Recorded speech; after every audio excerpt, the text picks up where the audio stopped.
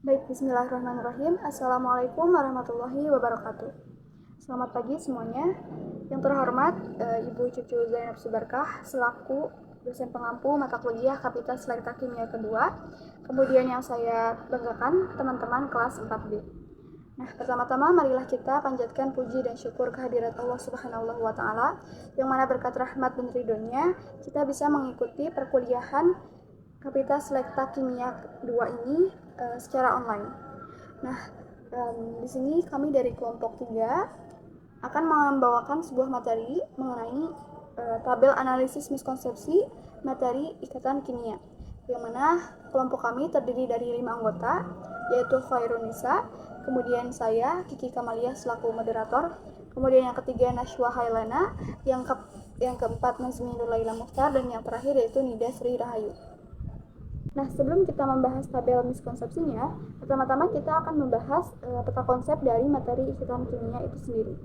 Nah, ikatan kimia itu secara umum terbagi menjadi dua, yaitu ikatan ion dan juga ikatan kovalen. Pada ikatan ion itu terjadi proses serah terima elektron, di mana yang menyerahkan elektron itu biasanya berasal dari golongan-golongan logam atau golongan-golongan yang memiliki keelektropositifan yang tinggi.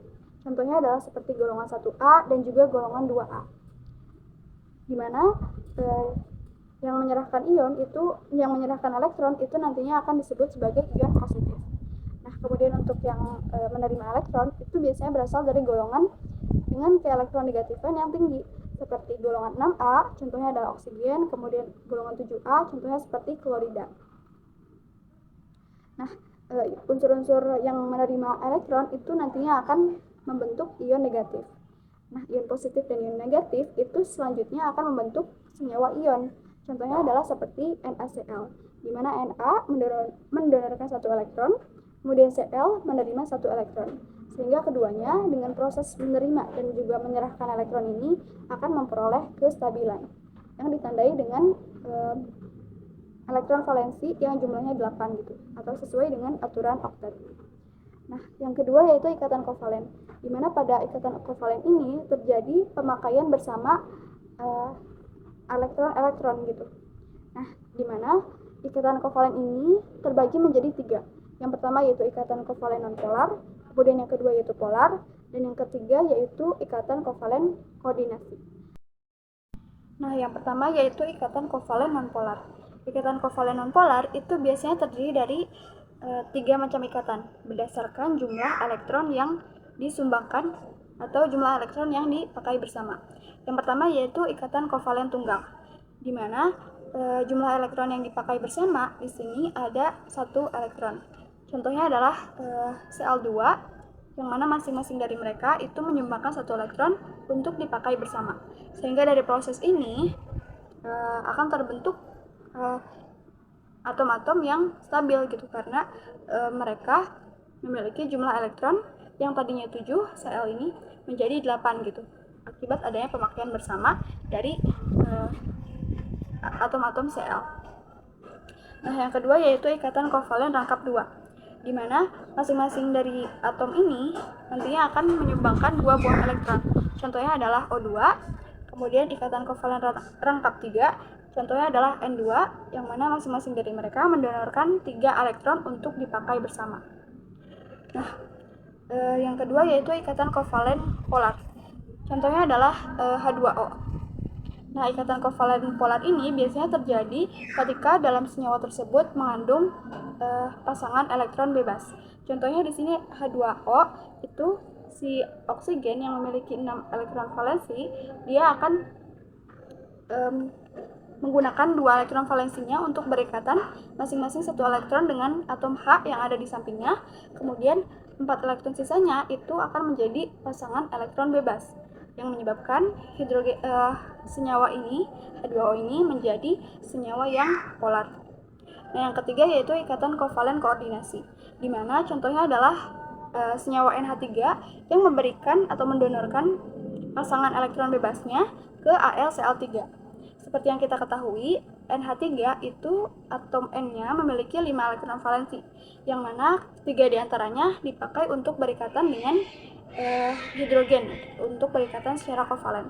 dan 2 elektron sisanya itu akan berperan sebagai pasangan elektron bebas yang nanti akan didonorkan kepada AlCl3. Contohnya seperti itu. Nah, ketiga ikatan ini nantinya akan membentuk senyawa kovalen. Nah, selanjutnya kita akan membahas tabel miskonsepsinya. Yang pertama yaitu terkait dengan struktur Lewis, di mana definisi konsep dari struktur Lewis ini adalah simbol yang digunakan untuk menggambarkan elektron valensi dari atom-atom yang terlibat dalam pembentukan ikatan kimia dan untuk meyakinkan bahwa jumlah total elektron yang terlibat tidak mengalami perubahan. Ini definisinya dikutip dari Chang tahun 2004. Nah, miskonsepsi yang terjadi pada materi struktur Lewis itu biasanya siswa beranggapan struktur Lewis melambangkan nomor atom dari suatu unsur. Ini dikutip dari Azura tahun 2017. Nah, padahal konsep yang benarnya adalah bahwa struktur Lewis itu menggambarkan elektron valensi dari atom-atom yang terlibat dalam pembentukan ikatan kimia, gitu, bukan nomor atom dari suatu unsur. Nah, untuk rencana perangkat pembelajarannya itu pertama-tama kita identifikasi dulu miskonsepsi ini terletak pada level representasi yang mana gitu. Yang mana menurut kami miskonsepsi ini terjadi pada level simbolik. Sebab struktur Lewis itu menggambarkan jumlah elektron valensi atom yang mana dilambangkan dengan titik. Nah, perangkat pembelajaran yang kami ajukan itu berupa gambar ilustrasi yang mana akan dimasukkan ke dalam LKPD ikatan kimia yang nanti kami buat. Nah, yang kedua yaitu melalui video pembelajaran berupa animasi dan mungkin disertai dengan penjelasan. Nah, yang kedua yaitu aturan oktet. Aturan oktet itu definisinya adalah suatu konsep dalam kimia yang menyatakan bahwa atom-atom cenderung berikatan satu sama lain dengan cara yang memungkinkan mereka untuk mencapai konfigurasi elektron seperti gas mulia yang memiliki 8 elektron di kulit valensinya. Definisi ini dikutip dari McMurray dan Robinson tahun 2015. Nah, miskonsepsi yang terjadi adalah bahwa siswa beranggapan pembentukan ikatan kovalen tidak harus memenuhi aturan oktet karena kestabilan unsur tidak dapat dicapai apabila memiliki konfigurasi elektron seperti gas mulia. Nah, konsep yang sebenarnya adalah bahwa pembentukan ikatan kovalen memang tidak harus memenuhi aturan oktet. Namun, pemilihan alasan siswa tersebut tidak tepat, di mana mereka beranggapan bahwa kestabilan unsur hanya dapat dicapai apabila memiliki konfigurasi elektron seperti gas mulia. Padahal terdapat pengecualian untuk atom hidrogen, yang mana seperti yang kita ketahui, atom hidrogen itu hanya memiliki satu kulit gitu. Sehingga seperti yang kita ketahui, di kulit pertama itu jumlah elektron maksimalnya itu hanya 2 buah elektron gitu. Sehingga untuk mencapai kondisi stabil mereka tidak perlu mencapai oktet, tetapi duplet saja sudah cukup gitu. Nah, miskonsepsi ini menurut kami terjadi pada level simbolik, sebab aturan oktet itu berkaitan erat dengan elektron valensi yang mana digambarkan melalui struktur Lewis. Sehingga perangkat pembelajarannya itu yang kami ajukan adalah pertama gambar atau ilustrasi yang mana dimasukkan atau disajikan nantinya ke dalam LKPD ikatan kimia. Kemudian yang kedua yaitu video pembelajaran berupa animasi. Nah, mungkin sekian dari saya. Materi yang selanjutnya akan dilanjutkan oleh rekan saya. Baik, untuk miskonsepsi selanjutnya ada pada materi ikatan ion. Definisi dari ikatan ion sendiri adalah ikatan yang terjadi karena adanya gaya elektrostatik atau gaya tarik-menarik antara ion positif dengan ion negatif. Untuk miskonsepsinya terjadi pada siswa, yaitu siswa menganggap representasi dari senyawa MgCl2 seperti yang telah digambarkan pada tabel. Selain itu, siswa juga menganggap ikatan ionik terbentuk karena adanya pemakaian bersama pasangan elektron yang berasal dari atom-atom yang berikatan. Pemahaman tersebut tidaklah tepat. Untuk konsep yang benarnya yaitu ikatan ionik terbentuk sebab adanya gaya tarik-menarik elektrostatik antara kation dengan anion dalam senyawa ionik. Hal tersebut menyebabkan siswa menggambarkan representasi MgCl2 seperti menggambarkan struktur Lewis pada ikatan kovalen. Untuk media pembelajarannya, kami merancang 2 opsi. Yang pertama, gambar ilustrasi yang dimasukkan ke dalam LKPD ikatan ion, dan video pembelajaran video animasi pembelajaran. Lalu untuk miskonsepsi selanjutnya masih ada pada ikatan ion, yaitu terjadi pada guru. Guru menganggap suatu senyawa yang polar akan bersifat nonpolar apabila mempunyai bentuk simetri, sehingga momen dipol senyawa sama dengan 0. Untuk konsep yang benarnya, yaitu unsur yang memiliki kemungkinan lebih besar untuk melepas elektron akan lebih mudah membentuk ion positif seperti golongan 1A alkali dan golongan 2A alkali tanah. Namun, kecenderungan suatu atom berkaitan dengan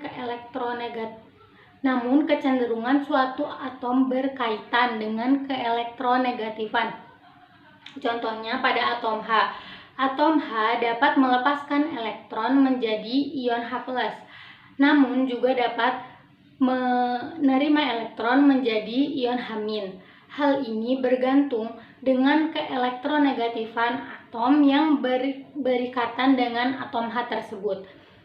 Untuk media pembelajarannya, kami juga merancang 2 opsi, yaitu malimut dan gambar 3 dimensi struktur molekul video animasi. Konsep selanjutnya yaitu keelektronegatifan. Keelektronegatifan didefinisikan sebagai ukuran kemampuan atom untuk menarik elektron luarnya atau elektron valensi. Pada konsep ini ditemukan miskonsepsi bahwasanya siswa menganggap keelektronegatifan adalah kecenderungan suatu atom untuk menarik elektron dari atom lain. Nah, sebenarnya, keelektronegatifan mengacu pada kecenderungan atom dalam menarik pasangan elektron yang digunakan dalam membentuk ikatan. Hal ini berbeda dengan menarik elektron secara langsung dari atom lain. Miskonsepsi ini terjadi pada level submikroskopik sebab keelektronegatifan merupakan sifat atom yang tidak dapat diamati secara kasat mata, namun menentukan jenis interaksi atau ikatannya dengan atom lain.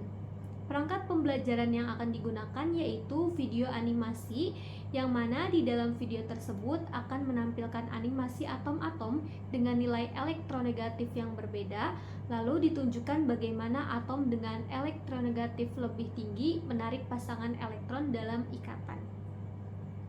Selanjutnya yaitu konsep ikatan kovalen. Ikatan kovalen merupakan salah satu ikatan kimia yang ditandai dengan pemakaian elektron secara bersama di antara atom-atom. Miskonsepsi yang ditemukan bahwasanya guru menganggap suatu senyawa yang polar akan bersifat nonpolar apabila mempunyai bentuk simetris sehingga momen dipol senyawa sama dengan 0. Konsep yang sebenarnya yaitu bahwa terdapat senyawa yang memiliki bentuk simetris tetapi bersifat polar. Contohnya H2O, H2O2, dan NH3. Simetris tidak selalu berarti nonpolar. Polaritas senyawa ditentukan oleh distribusi muatan parsial dan momen dipolnya. Miskonsepsi ini terjadi pada level submikroskopik karena struktur molekul suatu senyawa tidak dapat diamati melalui panca indera secara kasat mata. Sehingga perangkat pembelajaran yang dapat mengatasi miskonsepsi ini yaitu video animasi yang akan memuat penjelasan mengenai pengertian senyawa polar dan nonpolar, kemudian momen dipol dan kekeliruan serta fakta yang terdapat pada miskonsepsi ini. Di poin ke-7 ada ikatan kovalen koordinasi. Definisi konsep dari ikatan kovalen koordinasi ini adalah ikatan kovalen yang terbentuk dengan cara pemakaian bersama pasangan elektron yang berasal dari satu atom. Miskonsepsi yang terjadi yaitu siswa menganggap ikatan kovalen koordinasi menunjukkan pasangan elektron digunakan oleh kedua atom, di mana pada struktur Lewis senyawa HNO3 terjadi penggunaan secara bersama antara oksigen dan juga hidrogen. Padahal, pada konsep sebenarnya, dalam ikatan kovalen koordinasi, pasangan elektron yang digunakan untuk berikatan berasal dari satu atom saja. Miskonsepsi ini terjadi pada level submikroskopik karena struktur molekul suatu senyawa tidak dapat diamati melalui panca indera secara kasat mata. Perangkat pembelajaran yang dapat digunakan untuk mengatasi miskonsepsi ini adalah Mollywood, gambar 3D struktur molekul, ataupun video animasi. Di poin ke-8 ada gaya antar molekul. Definisi konsep dari gaya antar molekul ini adalah gaya elektromagnetik yang terjadi antar molekul atau antar bagian yang terpisah jauh dari suatu makromolekul. Miskonsepsi yang terjadi yaitu gaya dipol-dipol dapat terjadi antara molekul-molekul polar dan nonpolar karena elektron selalu dalam keadaan bergerak. Maka pada suatu saat yang singkat dapat terjadi polarisasi rapatan elektron. Molekul dengan dipol sesaat ini kemudian akan menginduksi molekul yang ada di sampingnya sehingga terjadilah gaya dipol-dipol. Namun, pada konsep sebenarnya yaitu molekul polar memiliki dipol yang permanen sehingga dapat menginduksi molekul nonpolar. Miskonsepsi ini terjadi pada level submikroskopik karena gaya antar molekul suatu senyawa dengan senyawa lainnya tidak dapat diamati melalui panca indera secara kasat mata. Nah, untuk mengatasi miskonsepsi ini, perangkat pembelajaran yang bisa dibuat yaitu gambar 3D struktur molekul ataupun video animasi. Untuk penjelasan selanjutnya yaitu polaritas dan bentuk molekul. Untuk polaritas yaitu sifat yang menentukan tingkat kecenderungan atom-atom yang berikatan untuk menarik elektron ke arah atom yang lebih elektronegatif, menurut Harjono tahun 2018. Nah, untuk miskonsepsinya sendiri, yaitu siswa menganggap polaritas suatu ikatan hanya ditentukan oleh elektron valensi. Itu menurut jurnal dari Osman tahun 2008. Padahal, kepolaran ikatan ditentukan berdasarkan keelektronegatifan, bukan hanya elektron valensi. Ikatan kovalen tertentu mempunyai sifat-sifat yang tertentu pula, yaitu polaritas. Jika dua atom dihubungkan dengan elektron-elektron yang digunakan bersama melalui ikatan kovalen, kedua inti dipertahankan oleh kabut elektron yang sama. Namun, dalam kebanyakan hal, dua inti tersebut tidak dikelilingi oleh elektron yang sama. Kabut elektron lebih rapat di sekitar satu atom daripada atom yang lain. Akibatnya, satu ujung ikatan relatif negatif, sedangkan ujung ikatan yang lain relatif positif. Sehingga terjadi kutub negatif dan juga kutub positif. Ikatan seperti itu disebut ikatan kovalen polar atau memiliki polaritas. Nah, untuk rencana perangkat pembelajarannya sendiri, karena miskonsepsi ini terjadi pada level submikroskopik, maka untuk rencana pembelajarannya itu berupa LKPD non-eksperimen maupun video animasi. Sebab polaritas itu diamati ketika molekul berinteraksi dengan molekul lain, maka dibutuhkan perangkat pembelajaran yang bisa menunjang atau bisa mengurangi miskonsepsi siswa. Misalnya video animasi seperti itu. Nah, untuk yang kedua itu yaitu bentuk molekul. Yang dimana definisinya itu yaitu bentuk molekul merupakan ilmu kimia yang menggambarkan kedudukan atom-atom dalam suatu molekul yang dijelaskan menggunakan berbagai pendekatan, misalnya teori orbital molekul, teori medan kristal, dan teori tolakan pasangan elektron atau VSEPR. Itu menurut Ernawati tahun 2018. Nah, untuk miskonsepsinya sendiri, yaitu siswa menganggap bahwa senyawa SF4 merupakan bentuk molekul tetrahedral dan tidak memiliki PEB. Nah, senyawa SF4 memiliki 4 PEI dan PEB, sehingga bentuk molekul senyawa SF4 adalah bidang 4, menurut Istiqomah tahun 2021. Nah, padahal senyawa SF4 ini memiliki 4 PEI dan 1 PEB, sehingga bentuk molekul senyawa SF4 adalah bidang 4. Untuk rencana perangkat pembelajarannya sendiri, karena ini miskonsepsi terjadi pada level submikroskopik, maka untuk perangkat pembelajarannya yaitu Mollywood, gambar 3D struktur molekul atau video animasi. Terima kasih, sekian dari kami. Mohon maaf apabila terjadi kesalahan. Wassalamualaikum warahmatullahi wabarakatuh.